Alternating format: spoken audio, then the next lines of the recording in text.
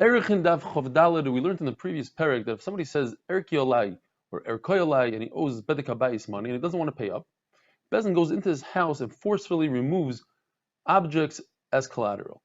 However, they must leave him at least 30 days worth of food or money to purchase that food and 12 months worth of clothing. They're not concerned with his wife and children, only with his well-being. Why? Because it says in the pasuk, "B'moch hu," and we learn hachayehu. We have to keep him alive, and that doesn't concern his wife and children. We also have to leave him a bed with linen and a blanket. We leave him his tefillin, and if he has tools to earn a living, each tool we leave him 2 pairs for each tool, one to do the work and one as a spare. Typically, if he had extra tools of the same type, he would use those tools and trade them for another tool that he needs.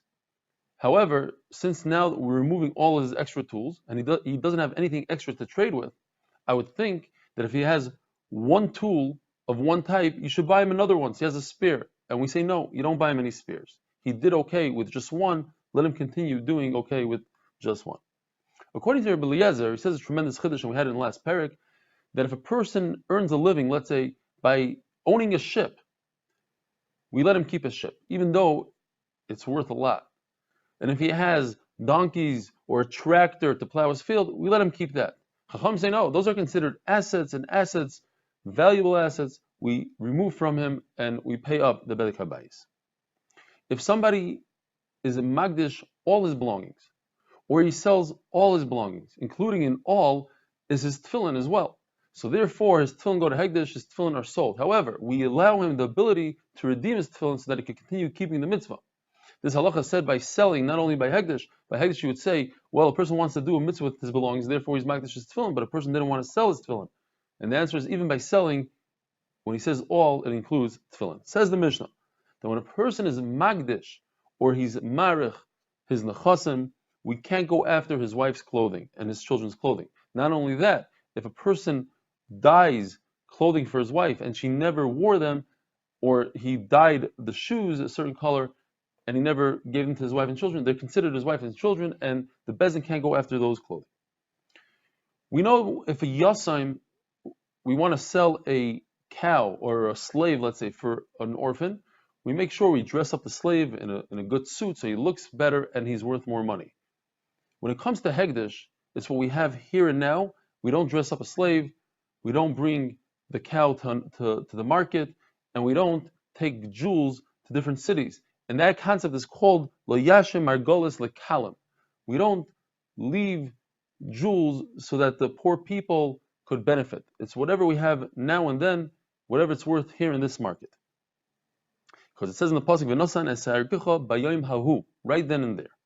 And when the Torah says kodesh Lashem, if a person was vague and he just said, "I want to give this to Hegdish," and he didn't say what part of Hegdish, we assume it's for Bedek Habayis, for the upkeep of the Beis Hamikdash, and not for the upkeep of the Mizbech or Kohanim. And with that, we finish the Perek Shum HaYisoymim, and we're going to continue with Perek Ein Magdishim. The Mishnah gives us good advice and says it doesn't pay to be Magdish a field as de Achuza 2 years before Yovel, because the redemption for that is going to be very high. Usually, to redeem a field, it's 1 sela and a pudyon, and when it's within 2 years of Yovel, it's the full 50 sela. It's not a good idea to do that. And you don't redeem a field a year after Yovel. What does that mean? The machlokes. According to Shmuel, it means that you're not allowed to be magdish on Yovel itself. A field you can't be magdish, as the Gemara is going to explain, because it's a kavachomer. If it's already hegdish, it goes out to the kohanim. So certainly, if you're magdish to begin with, it's not going to be chal.